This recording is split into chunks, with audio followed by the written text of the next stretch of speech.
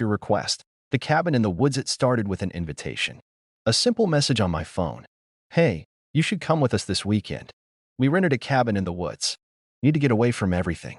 I was never much for nature, always more of a city person, but the thought of getting out of town and having some peace for a couple of days seemed nice. So, I agreed. When I pulled up to the cabin, I wasn't impressed.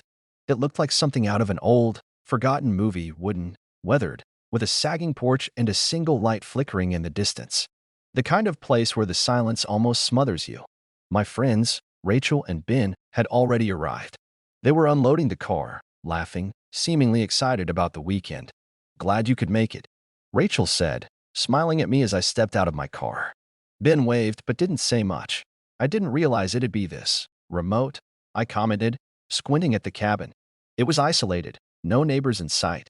Just trees, dense and thick, stretching in all directions. Yeah, that's the point, Ben said, slinging his backpack over his shoulder. No distractions.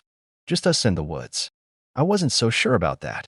I had always been uneasy about places that felt too secluded. Maybe it was because I'd grown up in a city, surrounded by people and noise. Out here, it was just too quiet. Almost unnatural. Once inside, the cabin felt older than it looked from the outside. The wooden floors creaked under my feet, and the smell of mildew and damp would fill the air. There was a fireplace at one end of the room, a few mismatched chairs, and a worn-out couch in front of it. The kitchen area was small, with just enough room for a stove, a fridge, and a couple of cabinets. The only bathroom was tiny, tucked away in a corner, with a shower that looked like it hadn't been cleaned in years. The whole place had this heavy, oppressive feel to it, like the walls were closing in. Ben and Rachel seemed to love it, though. They set their bags down and immediately started unpacking. I found a spot on the couch and sat down, looking around, trying to shake the feeling that something wasn't right. By the time the sun began to dip behind the trees, casting long shadows over the cabin, Rachel suggested we go for a walk. We should explore, she said. You can't come all the way out here and not check out the surroundings. I hesitated but decided to go along with it. After all, I wasn't going to sit around in that cabin all night. The woods were dense, with thick trees that blocked out most of the light. The air was cool and damp, and as we walked deeper into the forest, the sounds of the world outside seemed to fade away. There was only the crunch of leaves under our feet and the occasional rustle of branches. The further we went, the more oppressive the silence became. It wasn't peaceful anymore. It felt suffocating. Do you hear that? Ben suddenly asked, stopping in his tracks. He turned his head toward the trees, his expression tense. I listened, but I didn't hear anything out of the ordinary. Just the wind and the occasional bird calling in the distance. Hear what? I asked, trying to calm my racing heart. Nothing.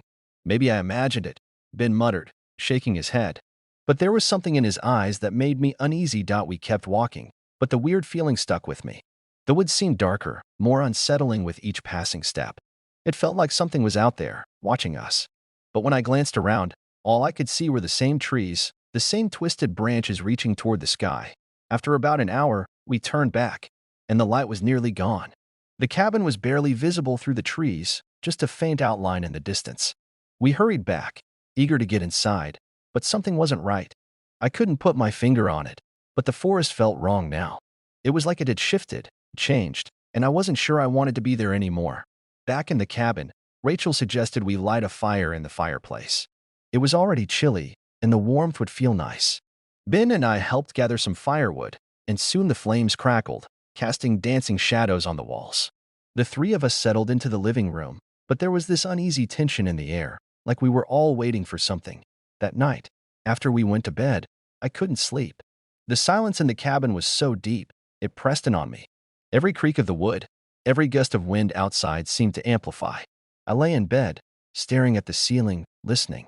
Around 2 a.m., I heard it. A faint sound. It was a thumping noise, like something was tapping on the walls. I sat up in bed, my heart pounding. My first thought was that it was just the house settling. Old houses make noises. But the sound continued, rhythmic and deliberate. Tap, tap, tap. I glanced at the door to the hallway. Ben's door was slightly ajar, but Rachel's was shut tight. I wasn't sure what to do, so I stayed still, straining to hear. The tapping grew louder, closer. I could almost feel it moving along the wall toward my room. I got out of bed, my legs shaky, and crept toward the door. I opened it just enough to peek into the hallway. The dim light from the living room cast long shadows across the floor. But there was nothing. No sign of movement. I thought about waking Ben, but something in my gut told me that wasn't a good idea. I wasn't sure why, but I had a feeling we were being watched. I closed my door slowly and locked it, then climbed back into bed, trying to ignore the growing feeling of dread. I didn't sleep that night. The next morning, I found Ben and Rachel in the kitchen, acting normal. Ben was making coffee. Rachel was looking through the cupboards for something to eat. But I couldn't shake the feeling that something had happened in the night. Something I couldn't explain. Did you guys hear anything last night? I asked,